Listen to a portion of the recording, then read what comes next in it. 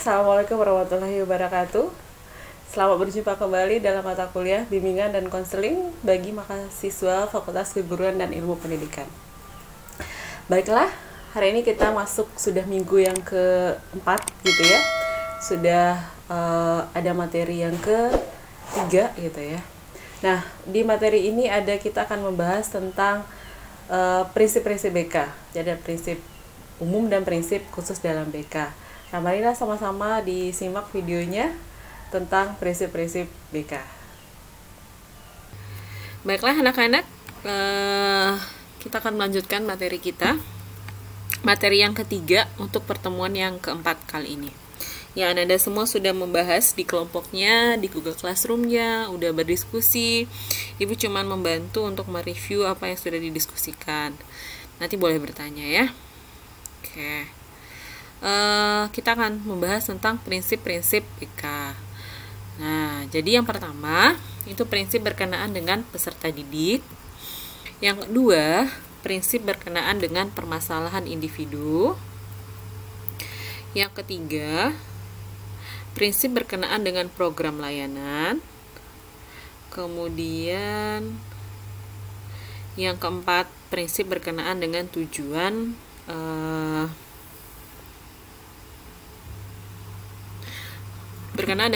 dan pelaksanaan layanan. Oke. Nah, kita akan bahas satu-satu dari keempat prinsip berikut ini gitu ya. Yang pertama adalah prinsip berkenaan dengan sasaran layanan. Kalau di sana tadi kan prinsip berkenaan dengan peserta didik. Nah, karena yang dimaksudkan adalah BK di sekolah, maka yang dimaksudkan di sini adalah peserta didik yang akan diberikan layanan. Jadi yang sasaran layanan kita atau sasaran layanan para guru BK itu sebenarnya adalah peserta didik. Walaupun nanti bisa jadi sasaran layanan itu adalah orang lain gitu ya. Bisa jadi mungkin guru mata pelajaran dan lain-lain gitu ya. Jadi tapi diutamakan adalah peserta didik. Yang pertama, BK melayani semua individu tanpa pandang bulu. Jadi gimana pun bentuknya individu tersebut harus bukan bentuknya. Maksudnya gimana pun siapapun dia, seorang individu itu harus dilayani semuanya gitu ya. Kemudian ini termasuk masih dalam segi dia orang kaya, orang miskin, dia orang anak pinter, anak nggak pinter nanti ke sekolah, dia anaknya orang kaya atau dia anak orang miskin, itu dia harus dilayani gitu ya. Kemudian BK berurusan dengan sikap dan tingkah laku individu yang terbentuk dari berbagai aspek kepribadian. Jadi mengingatkan bahwa Ibu pernah bilang bahwa salah satu hal yang tidak bisa ditangani oleh BK adalah begitu masalah terkait dengan psikologi abnormal gitu ya. Nah, jadi makanya BK itu masih bisa berurusan ketika itu bersikap tentang tingkah laku yang terbentuk dari berbagai aspek kepribadian. Yang ketiga, pelayanan BK perlu mengenal kebutuhan serta keunikan setiap individu. Jadi, ini terkait dengan bahwa tidak ada satu orang pun yang sama di dunia ini. Nah, gitu ya. Nah, itulah namanya keunikan gitu ya. Jadi, dalam menangani setiap anak itu berbeda karena tadi ada aspek kepribadian. Ketika bertemu dengan anak yang introvert, nah gimana kita menanganinya? Ekstrovert gimana? Jadi seorang guru BK atau seorang konselor ketika bertemu dengan peserta didik atau bertemu dengan kliennya, dia harus menanganinya itu sesuai dengan kebutuhan itu. Begitu juga nanti ketika menangani sesuai dengan usia gitu ya. Guru BK di SMP sama guru BK di SMA sama guru BK atau konselor di konselor di universitas itu menangani individu itu berbeda. Yang keempat, pelayanan BK bertujuan mengembangkan penyesuaian individu terhadap segedap bidang pengalaman. Nah, itu tujuannya. Jadi, agar individu itu siap gitu ya dalam berbagai ranahnya gitu loh. Jadi, kalau dia anak SMP itu ya, misalnya atau anak SMA nantinya dia gimana harus sebagai anak SMA? Apa tujuan atau apa tugas perkembangan di sana? Itu harus dibantu oleh guru BK juga untuk mengenalkannya. Kemudian, nah ini sebenarnya ini mirip ya, keunikan dengan perbedaan harus dipahami dan dipertimbangkan gitu ya. Jadi walaupun masalah si klien sama, tapi dalam menanganinya harus berbeda gitu ya. Ada yang individu menghadapi masalah itu bisa santai, ada individu menghadapi masalah sedikit bisa pusing. Nah, itu diperlakukan dengan cara yang berbeda gitu ya. Itu prinsip yang pertama. Prinsip yang kedua, prinsip berkenaan dengan masalah individu. Nah, bidang bimbingan dibatasi pada hal yang menyangkut pengaruh kondisi mental dan fisik terhadap penyesuaian dirinya di rumah, sekolah, serta kontak sosial dan pekerjaan.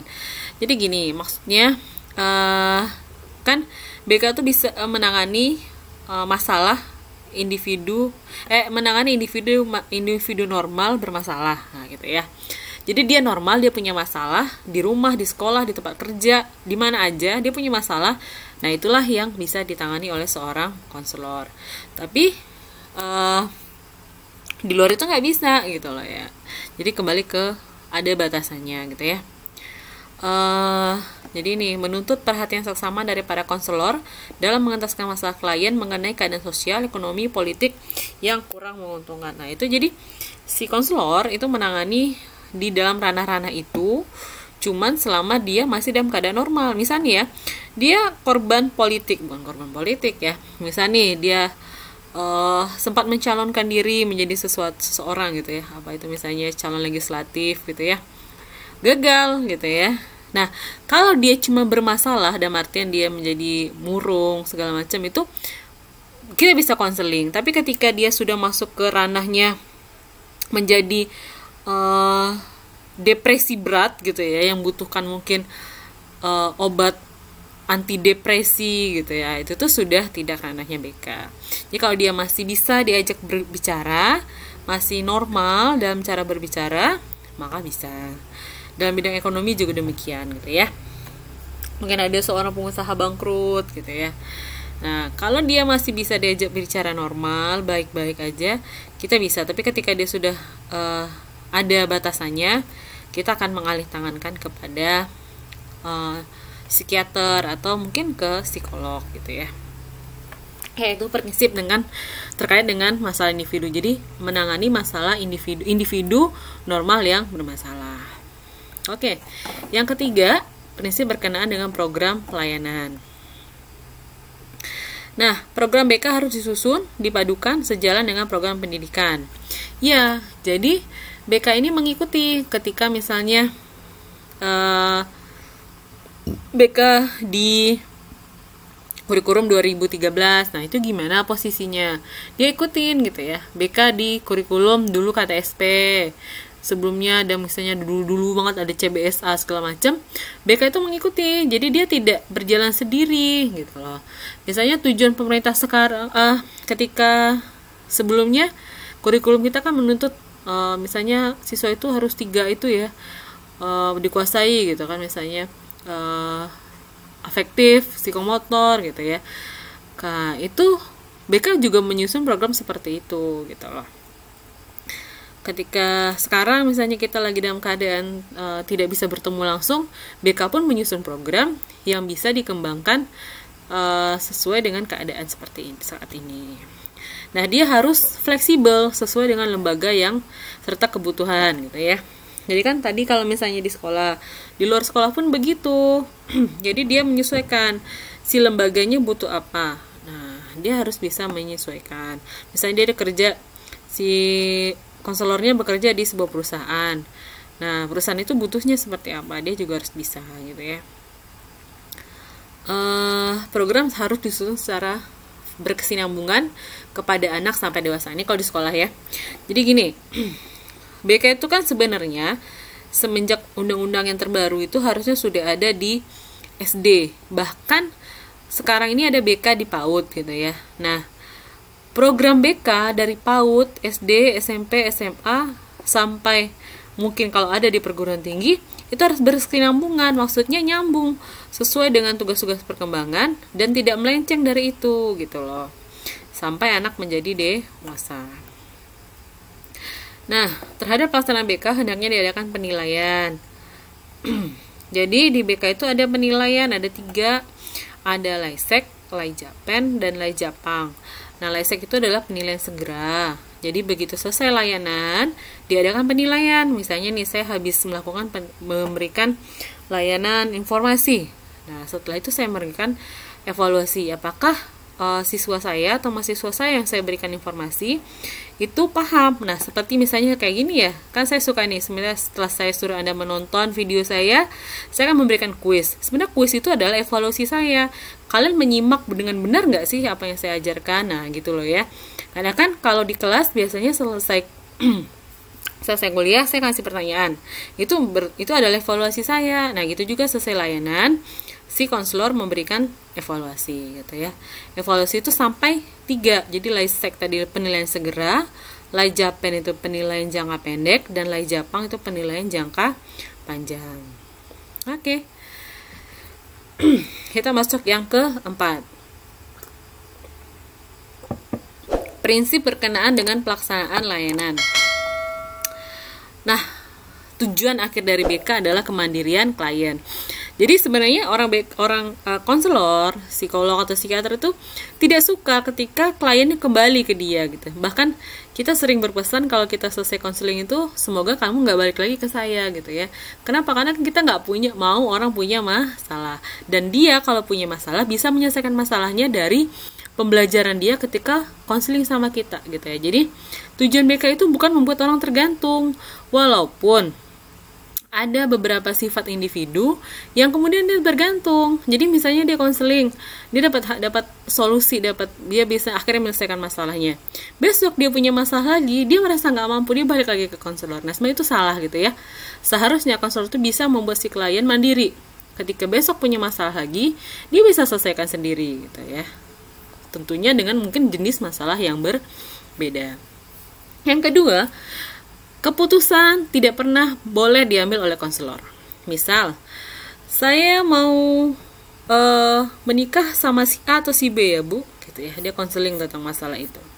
Atau kalau di sekolah, Bu, saya masuk IPA atau IPS ya Bu. Si konselor tidak boleh memutuskan. Misalnya gini, oh kamu masuk IPA aja, gitu ya. Jangan gitu ya. Si konselor harus memaparkan apa kelebihan dan kekurangan. Misalnya gini, kalau di IPA kamu harus menguasai ini. Kalau di IPS kamu menguasai ini. Kalau IPA kamu akan jadi ini. Kalau di IPS kamu akan jadi ini. Itu dipaparkan. Kemudian si konselor menyuruh klien yang memilih. Menurut kamu bagusnya di mana? Gitu ya. Jadi nggak boleh dia bilang kamu masuk IPA, kamu masuk IPS, kamu nikah sama si A, jangan sama si B. Itu nggak boleh. Tapi dikasih tahu. Si A itu sekarang kita cerita si A. Si A itu gimana orangnya? Begini. Si B gimana? Begini. Nah, dari 2 itu coba kita lihat mana yang lebih cocok sama kamu. Nah, gitu ya. Itu dalam cara mengambil keputusan, gitu ya. Nah, ini dia adanya alih tangan kasus. Jadi kan sudah dibilang gitu kan, bahwa ada 5 permasalahan dalam BK yang tidak bisa ditangani BK gitu ya. Yang kemarin itu bahwa pertama masalah psikotropika, kriminal, kemudian magic gitu, bukan magic apa kemarin ya. Itu artinya ilmu-ilmu seperti itu, kemudian masalah fisik, kesehatan, dan masalah psikologi abnormal. Nah, itu dialih tangan kasuskan. Bisa juga gitu ya, alih tangan kasus ini ke konselor lain. Misalnya nih ya, saya konselor baru, dapat masalah klien yang saya nggak sanggup. Saya boleh bilang ke klien saya nggak bisa menangani kasus ini karena saya masih baru dan saya masih punya keterbatasan untuk menangani ini. Tapi saya punya teman yang dia lebih senior dan lebih paham masalah seperti ini. Kamu mau nggak konseling sama dia? Itu alih tangan kasus juga gitu ya. Atau kalau di sekolah mungkin ada guru baru, ada seniornya lebih paham, boleh dia minta bantuan mengalih tangan kasuskan. Next, BK adalah pekerjaan profesional. Jadi BK itu profesional. Dia punya punya ikatan profesi, dia punya pendidikan akademik, dia punya pendidikan profesi, dia diakui dalam undang-undang, makanya dia profesional. Dia pun harus nanti kalau sampai kepada paymentnya, dia juga ada payment secara profesional. Jadi walaupun kita itu sifatnya altruistik gitu ya, kita membantu secara hati nurani, cuma tetap sebagai pekerjaan profesional itu semua ada semua aturan-aturannya gitu ya. Oke, ada kerjasama itu pasti ya. Kalau di sekolah kerjasamanya antara guru BK dan guru mata pelajaran. Jadi guru BK ini kerjasama sama Anda nih semuanya sebagai guru mata pelajaran.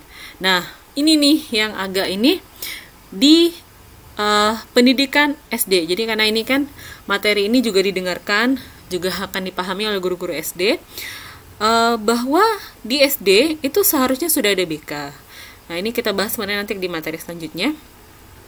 Tapi sampai sekarang tuh gak ada gitu ya. Nah, sehingga guru SD atau guru yang guru kelas ya, yang masuk setiap hari itu, nah itu menjadi guru BK-nya. Jadi BK itu diinfusikan ke dalam guru kelas gitu ya. Jadi guru kelasnya harus bisa jadi konselor gitu. Nah, guru dan konselor berada dalam suatu upaya kerangka pelayanan. Nah, ini ya. Jadi satu kesatuan ini dalam organisasi BK nanti dibahas sebelumnya. Kemudian dalam pengadministrasian instrumen benar-benar dipilih dengan baik data khusus tentang kemampuan mental, hasil belajar gitu ya. Ini sebenarnya terkait dengan pekerjaan guru BK atau pekerjaan konselor, bahwa dia harus punya bank data. Nah, bank data si masing-masing anak gitu. Jadi dia punya satu map Anda bayangin nih, satu map namanya A gitu ya, Iqbal gitu ya. Satu map lagi namanya Kiki ya gitu ya. Jadi banyak mapnya, dia punya rak yang isinya lengkap gitu ya. Ada organisasi, oke. Tanggung jawab BK harus dipimpin oleh orang yang profesional. Penilaian juga harus kembali dipentingkan. Nah, itu tadi prinsip BK yang 4. Kemudian, saya akan bahas lagi prinsip yang lain. Kok banyak banget Bu gitu ya. Jadi gini, saya khawatir Anda baca buku A, prinsipnya 4 ini. Anda baca buku B, prinsipnya beda lagi. Ada buku C, beda lagi. Ya gimana Bu? Nah, jadi saya jelaskan semua. Nanti nggak masalah gitu ya buat saya. Anda mau pakai prinsip mana gitu ya. Sebenarnya prinsipnya itu mirip-mirip ya gitu ya. Ini prinsip BK di sekolah. Konselor harus memulai karirnya sejak awal dengan program kerja yang jelas dan memiliki kesiapan. Nah, ini sama kan dengan yang tadi kan, prinsip berkenaan dengan program layanan. Konselor harus mempertahankan sikap profesional. Nah, ini juga ada nih tadi di prinsipnya sebelumnya. Konselor bertanggung jawab untuk memahami perannya sebagai konselor profesional. Nah, gitu ya. Jadi sebenarnya nggak jauh beda. Kalau Anda baca itu sama aja gitu ya. Tapi saya lebih suka pakai yang 4 di depan tadi. Konselor bertanggung jawab kepada siswa dengan keterbelakangan masalah yang berbeda-beda. Tuh kan ya tadi kan, bahwa klien akan datang dengan berbagai jenis masalah. Dia harus punya kompetensi gitu. Makanya dia harus profesional gitu ya. Dia harus bekerja secara efektif. Nah, ini tadi juga ada nih di yang sebelumnya ya. Dengan kepala sekolah gitu ya, memberikan perhatian gitu ya terhadap siswa-siswanya. Jadi sama ya. Tapi ntar kalau menemukan jangan terlalu pusing lah gitu ya. Ada lagi gitu ya. Nah, ini dia membagi secara umum dan khusus. Kalau secara umum katanya, oke, sama nih tentang aspek kepribadian, tingkah laku gitu ya. Kemudian memberikan bimbingan sesuai dengan kebutuhan masing-masing klien. Gitu. Berpusat pada individu tuh kan, sama kan ya gitu ya. Jadi tidak ada beda-beda banget. Jadi jangan khawatir kalau membaca buku kok beda. Nah, tapi kalau kita baca lagi, dia sama kok gitu lah ya. Ini fleksibel kan, kemudian ada program, kemudian ada petugasnya, kemudian ini terakhir ya adanya penilaian, ya kan. Kemudian khususnya apa? Ini khususnya 4 tadi gitu ya. Oke. Bidang bimbingan ini sebenarnya materi tambahan karena nggak ada, saya lupa masukin di silabus, tapi ini penting bahwa BK itu punya bidang bimbingan. Bidang bimbingan tuh berarti bidang yang harus dilayani konseling. Yang pertama pribadi, sosial, belajar, karir, keluarga, dan agama. Tapi yang 2 ini tidak ada di sekolah ya. Tapi yang ada di sekolah cuma bagian atas 4 ini. Oke. Pribadi saya nggak terlalu menjelaskan sebenarnya. Jadi intinya kalau di kehidupan pribadi, konselor harus bisa menilai bakat, minat si anaknya gitu ya. Kemudian sosial, kemampuan belajar, pengembangan karir, keluarga, dan beragama. Yang 2 ini kenapa tidak di sekolah? Karena kan ini cenderung adalah masalah-masalah yang ada di luar sekolah gitu ya. Oke, saya tidak usah menjelaskan ini. Oke. Nah, itu tadi pembahasan Ibu tentang prinsip BK di sekolah. Jadi sebenarnya umum dan khusus, ya khususnya yang 4 tadi. Nanti gimana Bu kalau ujian kami salah jawab? Enggak, kalian jawab apapun asal isinya komplit, itu tetap benar gitu ya. Itu saja untuk materi hari ini. Terima kasih. Ya, itu tadi video tentang penjelasan Ibu tentang prinsip-prinsip yang ada dalam BK. Ada beberapa dalamnya. Semoga Anda semua paham dan mengerti kenapa BK sampai melakukan hal-hal tersebut gitu ya. Karena itu adalah dalam prinsipnya sudah ada. Oke, cukup sekian untuk hari ini. Terima kasih.